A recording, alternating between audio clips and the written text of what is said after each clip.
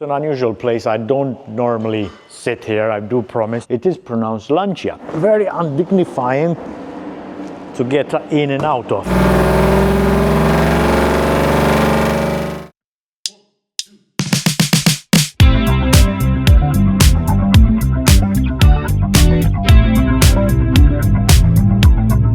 Welcome back to the channel, everyone. We're back here at P&K Thornton Restorations, where today we have this magnificent 1948 Veritas RS, a very unusual motor car for us as well, and very undignifying to get in and out of. But here we have it. It's a full aluminum body, sports cars, 1948, as we said, featuring a BMW 2-liter engine, borrowed from the 328, so 1940s BMW with 3 Solex carburetors. It was recently acquired by an esteemed collector and friend of ours, who entrusted us to give it a good fettle, a check over, and here we are. We're taking all the mechanical assemblies one by one. So we started with the engine to see if we have compression on all cylinders, which we kind of do. The figures are a little off on one cylinder, but it's something that we can have a look at. We're checking the carburetors and checking the brakes and the steering. The car is currently fitted with a 5-speed gearbox and a steering rack. Which is very, very interesting to see for 1948.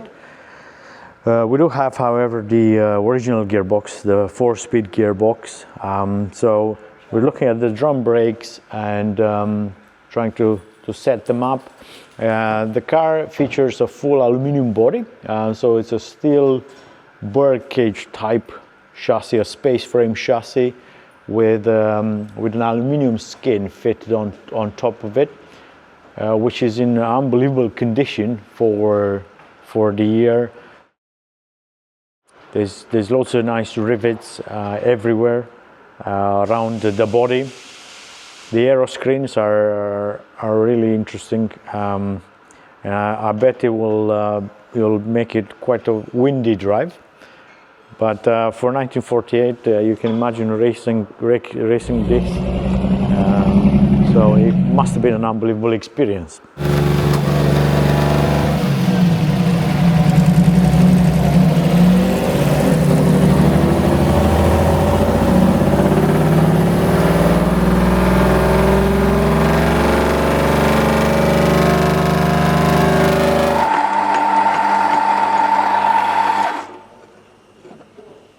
And there we have it. We are now preparing.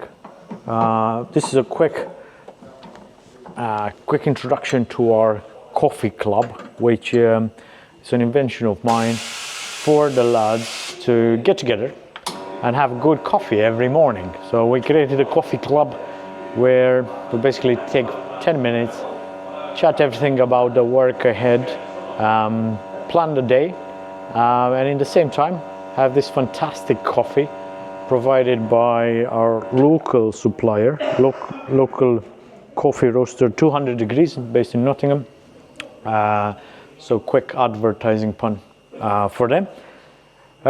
Good coffee, good cars, and good people here at P&K Thornton, Alficina and Speed Shop 44.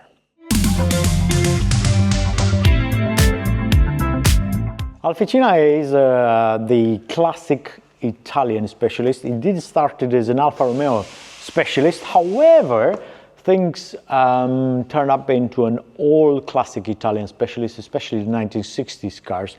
And here we have the Lancia Fulvia, a Series 3 Lancia Fulvia. And I wanted to talk to you about the badge and the pronunciation of the name. In Italian, it is pronounced Lancia, and this is how we prefer to go about it. In English, if you are to read it as it is, you'll maybe pronounce it Lancia, which in the classic Italian circles is frowned upon. Therefore, Lancia.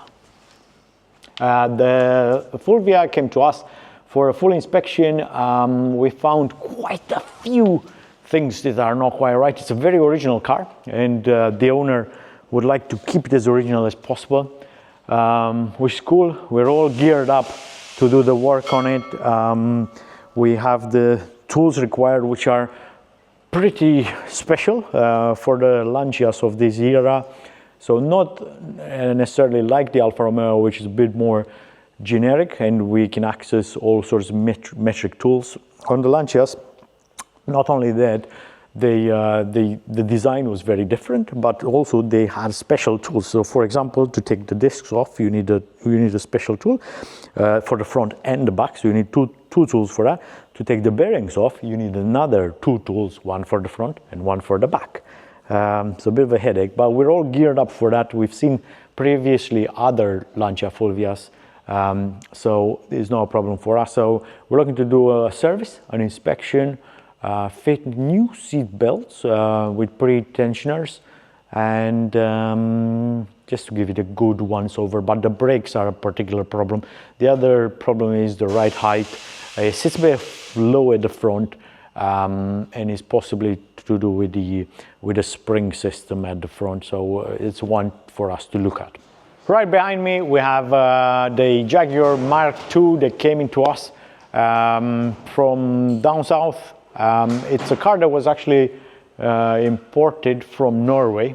It is left-hand drive, so a bit unusual for a Jaguar Mark II, but it came into us for a big spring service. The owner of it is looking to get it back on the road. It's not been running for quite a while, so we're going through all the sub-assemblies, all the bushes, all the rubber components generally they need looking at. We're preparing it for an MOT.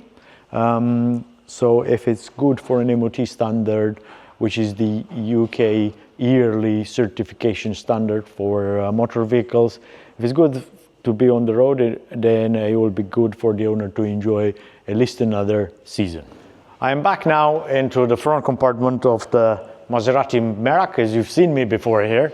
It's an unusual place. I don't normally sit here, I do promise. The Maserati Merak that we're restomodding, we've done a lot of work in this front compartment, including a special storage area for the compressor, the air conditioning, and some of the electronic modules. They will live here. So we had to create another area where to put these components neatly, which we did. We had to do some modifications to the brake pedal assembly, so we can fit a modern pedal box. Remember from the previous video on the Merak, which is linked below. All these modifications now been carried out, and the next stage with this vehicle would be a lick of paint. We're looking to finish this compartment in a nice finish, and moving on, we are creating the wiring loom, and all the electrical installation is getting assembled by our wiring wizard Paul. He's working on that at the moment. The next step would be to start fitting things to it, which is very exciting for the owner. Moving on, here we have the Series 2 Jaguar E-Type that came into us for a spring service, so a full inspection followed by checking the fluid levels, changing the fluids where required, and generally just a big check over, making sure that it is ready now for the driving season. We're into spring, well, the end of it, where we're looking to get as many of these cars as we can on the road. We've been extremely busy lately with spring service. This is just one of them. It's a car that we've seen before in last year. We serviced before, so we know the car. Just quick check over, making sure it's all good for the owner to enjoy the sunny days as we've seen this week. While investigation is ongoing onto the fantastic Veritas RS, we are going to show you what's next. And in this corner we have our 25EE 4TIPO resto mode that you've previously seen in a few videos, which we can link above or below. So Paul and Cal are are trying to make progress with it. It's already been with the owner for testing, which was very, very encouraging. So we got some good feedback on it. And now we are into the phase where we're sorting niggly bits, things that we didn't quite like. We're looking to put them right, and then able to hand over the vehicle to the owner for the summer. So that's what Paul and Carl are doing. Next to it, we have an XKE 150 that still has some electrical problems. We did a power steering conversion onto this XKE 150 for the gentleman owner, which works wonderfully. However, we generated some electrical issues, and this combined with the original wiring, it created a bit of an electrical problem. There is a short somewhere which blows a fuse. We're still trying to diagnose this, but we have the wiring wizard on hand, which no doubt will be able to fix it in no time for good. Into the middle shop, we have our race car, our 1961 Jaguar E-Type. It just came back from racing at Donington Historic Festival, where we did really well. We came back with a first in class in the revised Pall Mall race. This it was a really eventful weekend for us. We were entered in the Pre-63 GT race, where a lot of other celebrities were entered. The Dario Franchitti and the Fisken group were also racing there. Quite a few fast E-types, Aston Martin DB4 GT, very fast Cobras. This year there seems to be crimping down on the regulations and the technical application of the regulations on these cars. The E-types have been in the front focus of this, how the regulations are applied. Therefore, the scrutineering seems to be very, very thorough this year in comparison to previous years. And so we had to kind of take a view on these changes that happen and make our car compliant with the regulations, which we did. At Donington, we didn't have a problem with this. As you can see, there is no engine in this E-Type, and there is no back axle either. And this is because, first of all, it's a race car. So, and then it's a tired race car. So after running for about 5 hours at Donington, we felt the need to have another look at the engine, try to gain more out of it, try to get more power and torque. And the back axle, well, we had a bit of a big issue with it, where it was putting smoke into the car. The diff was putting oil out, which was hot oil, and it was also going onto the hot exhaust. Therefore, smoke into the car, which made some for some very live braking areas, and you will see some videos coming up of that main action, entering the chicane a bit sideways or slightly sideways, but we got there in the end. So as I said, we finished all the races and it was all good, which I'm quite happy about, because it maintains our 100% reliability record of races started and completed, which is very, very important to us. It proves that we do build reliable cars. Yes, sometimes we have problems with them, but we still manage to finish the race and do reasonably well. So the engine and the diff are out, they're getting rebuilt, and I'm going to show you this into our engine build areas. At the moment it's all in pieces, but no doubt it will come together on the Friday evening before the next race, which will be on Saturday. We're racing at Silverstone in 3 weeks time, 2-3 weeks time, with the GT and Sports Car Club. It will be our first time racing with this organization. It looks very exciting, so we're looking forward to that. But until then, there's a lot of hard work that needs to go into this. We're now here in front of our engine build room. As you can see, I am surrounded by Jaguar Engines, a few engines. This is a Race 3.4 engine that we have built for the Derek Bell Mark 1 Jaguar that you maybe remember from previous videos. This is an XKE 140 C-type engine that we've built and is currently available for sale. I can send you a link to the advert. And this is an XKE 140. This is a 4.2 engine that came out of a Jaguar XKE 120. So for race application, it's a big engine. And towards the back we have a few more engines, gearboxes, things that are in storage or they're in bits or we're looking to work on. We do have this weekend we have coming up a very busy E-Type club event. On Saturday we're doing technical seminars about our major field of studies here at P&K Thornton and Alficina. So we're going to talk about engines, we're going to talk about metalwork, about electrical installations. Paul is going to do that, and later on we are going to talk about servicing and rolling road as well. So a very cool thing coming up this Saturday, so we're looking forward to that. If you follow me this way, we're going to step into the engine layer where we have a few engines in build. Dave is working hard on building this 3.4 liter engine for an XKE 120. The pistons are going in by the looks of it. The cylinder head is nearly ready to go.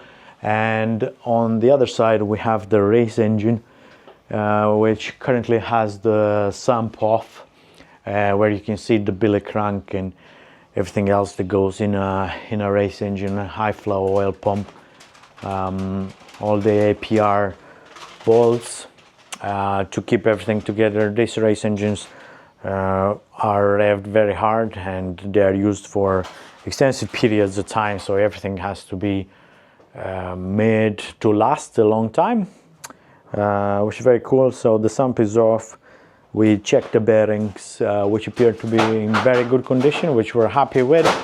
So everything is going to go back together with the cylinder head, and hopefully it will be in the car next week.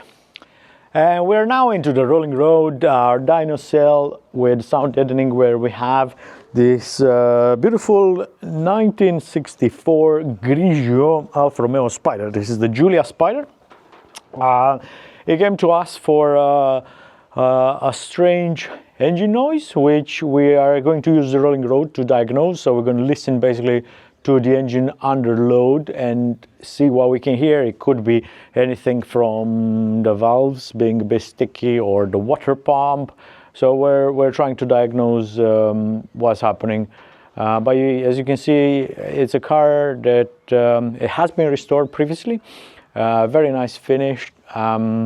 It is right-hand drive, which is very rare, which makes it, I think it makes us like a right-hand drive Giulia Spider specialist, because at the moment we have 4 of these in at the moment. Yeah, 4 right-hand drive, all period converted Giulia Spider. We have another white one in for service and 2 that we stripped and they are into the metal work. One of them has been completed and is going to paint next week, and the other one, it's also metal work, has been completed and is waiting to go to paint a bit later on. The rolling road has been particularly busy lately. I think spring is a time where all the racers are looking to get their cars tuned up and ready for the racing season. We have took quite a few inquiries lately and managed to tune up a few race cars and road cars. So I think this has been our busiest month since we started with the rolling road, which makes me very pleased of the big investment. We also managed to stock up on consumables, so jets and needles and all sorts of Weber and SU carburettor parts, and this is due to the now defunct JD Classics. We're able to acquire a lot of their rolling road consumables, which which I'm very pleased with, because we're able to tune now all the competition Jaguars, all the SU Suncast carburetors. We have all sorts of throttle linkages and throttle components just to be able to get the most out of those cars that use SU or Weber carburetors. So we're well stocked up and ready for that kind of thing. So if you do have a classic Jaguar, either road or race car that needs tuning up, that has misfire or flat spots in power delivery, do let us know and we'll be delighted to help. We're now into our Speed Shop 44 workshop, where, as you can see, there's a lot happening. We have quite a few projects on the go. Lately we've been extremely busy. This workshop is getting turned into a full operational workshop, where as you can see, we've already fitted 4 push ramps. There's 2 more ramps going on to that side and another ramp going on to the right hand side. The compressor is already installed with the airlines, and we're just fitting more lights and more wiring for the ramps and everything else that goes with it, more sockets and more of those things that we do require. As you can see, we have quite a wealth of projects here, new projects. Series 1.5 E-Type just arrived from Dubai. This is in for quite a large mechanical recommissioning. It's the car that I went to Dubai for in November and I inspected. It ultimately was put on in a shipping container, and Cars International were able to deliver it to us in good time. So now we're looking to pretty much take it all apart and put it all back together cleanly. There's a lot of work planned for this car. We're looking to add air conditioning for Dubai, of course. You do need to have it. The car will be driven mostly with the top down, pretty much all the time actually. So, but it is very hot, therefore air conditioning is a must. We're also looking to add a fancy sound system to it with good quality speakers and an amp, which is a requirement from our client. But in the same time, we're looking to keep some originality in the car. The back axle needs restoring, and so does the gearbox. It's a bit crunchy. Over here, we have the restomod Alfa Romeo GTV. This is one of our kits with fuel injection. We're just in the process of fitting the air intake manifold with the Gen V system. We've done all the work in the back and underside, all suspension brakes, steering have been fitted. So what's happening now is that Steve is fitting the air intake manifold, which has been a bit of a struggle. Once we've done that, we're looking to fit the fuel lines and the brake lines. So not long now for this one. We're expected to complete it for July, this car. So very, very, very soon. Towards the back, we have the Escort, the Speed Shop 44 Escort that we've done a bit of work on. We are currently reconditioning the calipers, the brakes. So work in progress on that one. And the rest of them are pretty much work in progress. An XKE 120 project, Mark V Jaguar, they came in for tuning and carburetor rebuild. And at the back, we have the XKE 120 project that we replaced the chassis on.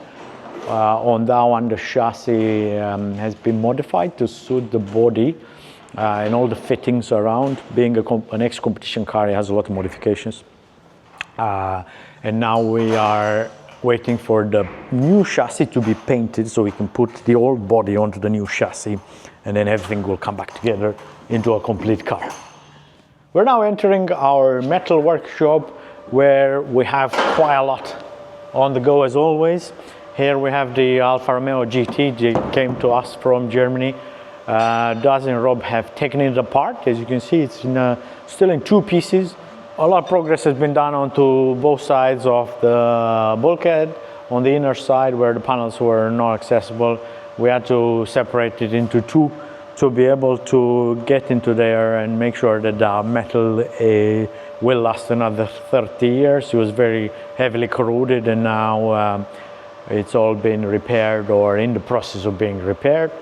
At the back here, Daz has been working on the Jaguar Mark II. This is, well, intended for competition use. The car came to us for making of new aluminum panels. The idea is that we are looking to make it lighter. As a competition car, it has to be as light as possible as per the regulations. So an aluminum boot panel, full doors, including the door skin, so the outer side of the door, but also the inner side of the doors have been masterfully created. And then at the front we have an aluminum bonnet skin with louvers. The louvers were made exactly as our client wanted them. Now we're in the process of finishing off with the doors, and then the car will go back to its owner ultimately for it to be painted and prepared for competition. We've done a lot of other work on aluminum panels lately, repairing either accident damage E-type bonnets or making other louvers for Mark II or Mark I Jaguars. We still have quite a lot in the pipeline. However, if you do have a metalwork or coach built project like you've seen before us working on, if you'd like to talk about it, please let us know and we'll be happy to discuss further. We'll wrap up this video with a little bit of an overview as to what's happening with us. I mean, you've already seen the workshops. If anything, we're busier than ever now, busiest than we've ever been. And these are signs of the market catching up, also the season generally, and we've seen this previously in the past year. In the spring, we get a lot of servicing jobs, but in comparison, I think this year we've seen a lot more big projects coming in, both on the Jaguar side, but also on the classic Italian side. And in comparison to the previous years, now we're taking on work for the poster cars of the 80s, 90s, and early 2000s, which is quite exciting for us. Very exciting. It's a cars that our technicians are very familiar with, cars that have been appreciating massively over the last few years. We see now for the fast forwards, we see records being broken pretty much at every auction for the Escorts and for the Sierras. And we seem to be getting more and more inquiries onto that, which they're cars that we're familiar with. The access to parts is very good. On the competition side, we had a good start of the year with our entries at Goodwood and Donington Historic Festival.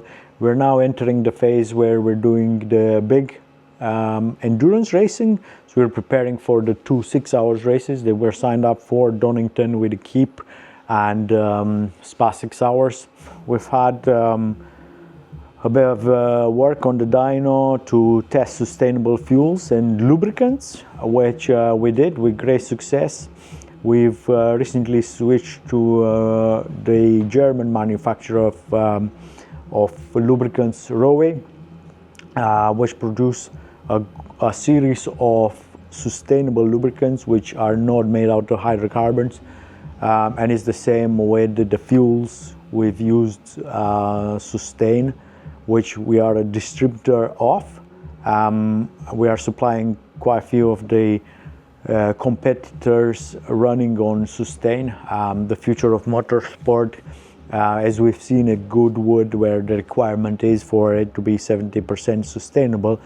And on that bombshell, I hope you enjoyed this episode.